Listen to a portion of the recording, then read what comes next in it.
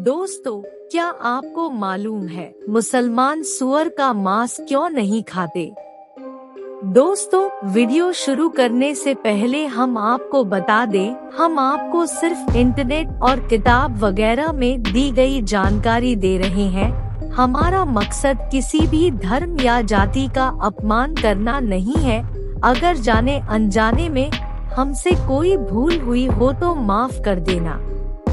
दोस्तों, जैसा कि हम सभी जानते हैं कि मुसलमानों का खाना पीना उठना बैठना यानी कि हर एक चीज दीन में इस्लाम के मुताबिक होती है और ज्यादातर मुसलमान अपनी जिंदगी भी ने इस्लाम में बताए गए तौर तरीकों के हिसाब से गुजारना पसंद करते हैं और अधिकतर मुसलमान अपनी जिंदगी दीने इस्लाम पर गुजरना ही अपना परम कर्तव्य समझता है और इसी में अपने लिए भलाई की तलब करता है।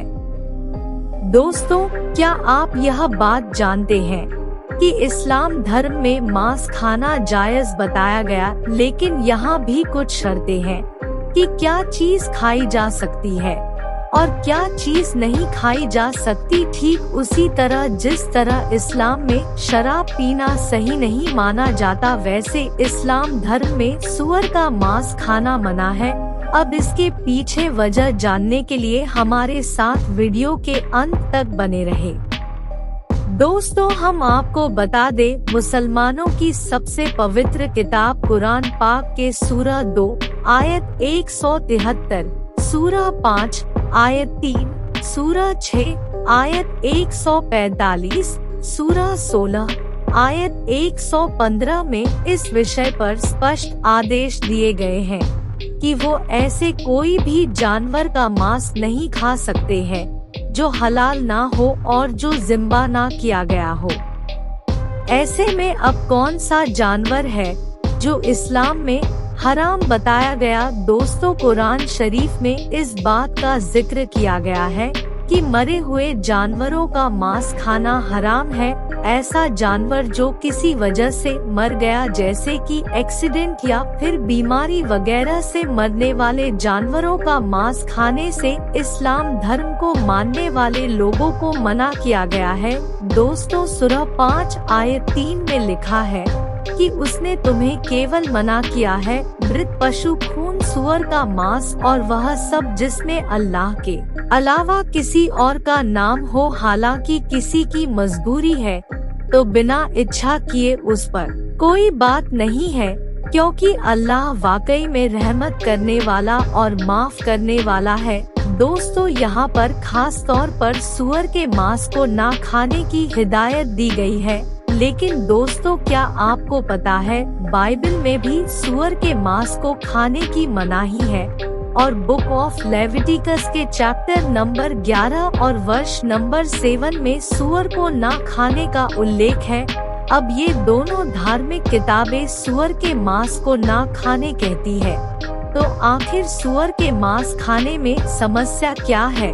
तो दोस्ती, इसका जवाब सुअर के कैरेक्टर में छुपा हुआ है, क्योंकि सुअर एक मौकापरस्त जानवर है जो कुछ भी मिलने पर खा लेता है, फिर चाहे वह पेड़ पौधे हो या फिर मरे हुए जानवर का तड़पता हुआ मांस या फिर मल ही क्यों ना हो, किसी भी चीज से कोई फर्क नहीं पड़ता और वह हर एक चीज का सेवन कर लेता। जी हाँ, विकसित जगहों में सुअर भले ही साफ जगह में पाले जाते हैं, लेकिन उनमें एक दूसरे का मल खाने की आशंका बनी रहती है, क्योंकि ये चीज उनकी फितरत में होती है। गांव और देहात में जहां लोगों के लिए आधुनिक शौचालय नहीं है, लोग इसी कारणवश खुले में शौच करते हैं और सुअर को कुछ ना मिलने पर सुअर उसका सेवन भी कर लेते हैं।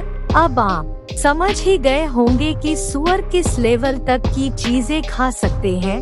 हालांकि कुछ लोग तो यह तर्क देते हैं कि ऑस्ट्रेलिया जैसे देशों में सुअर का पालन पोषण बहुत साफ तरीके से होता है और हम इस चीज को मानते भी हैं कि हो सकता है साफ सुथरी जगह पर सुअर को एकदम अनुकूल वातावरण में रखा जाता है, उसका पूरा ध्यान रखा जाता है।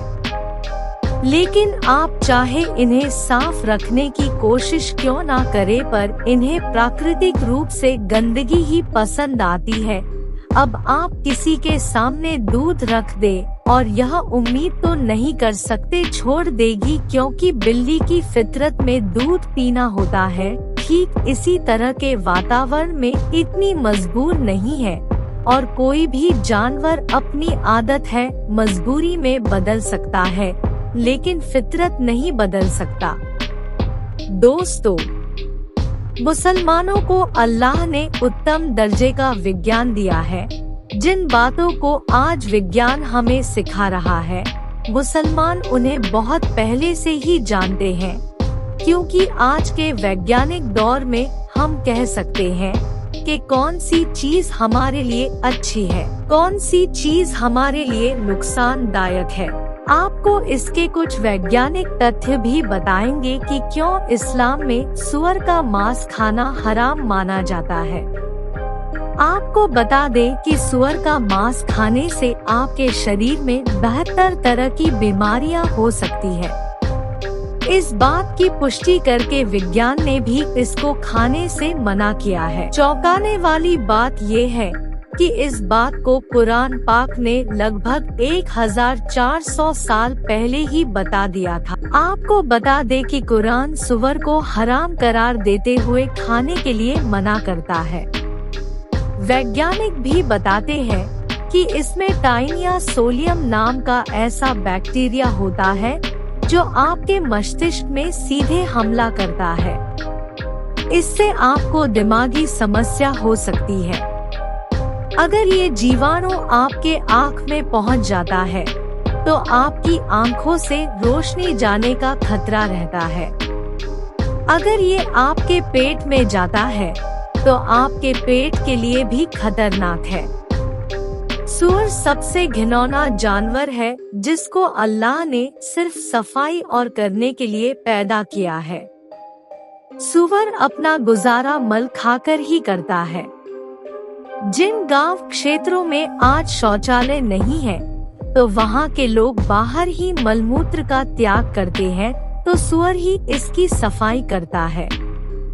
जब सूअर अपनी मादा साथी के साथ संभोग करता है तो वो अपने दूसरे साथियों को भी संभोग के लिए बुलाता है, और सूअर एकमात्र ऐसा जानवर है जो ये करता है। अमेरिका में एक रिसर्च में पता चला है कि सूअर का मांस खाने वालों में भी ये गुण देखने को मिले हैं। वो किसी शादी या पार्टी में अपनी पत्नी को दूसरे के साथ बदलकर संभोग करते हैं। आपको बता दें कि कुरान एकमात्र ऐसा ग्रंथ है जो लिखा किसी के द्वारा लिखा नहीं गया है। इसकी आयतें कुछ हिस्सों में आसमान से नाजिल, आसमान से उतरना हुई है। ये किताब आपको सही और गलत में साफ फर्क बताती है।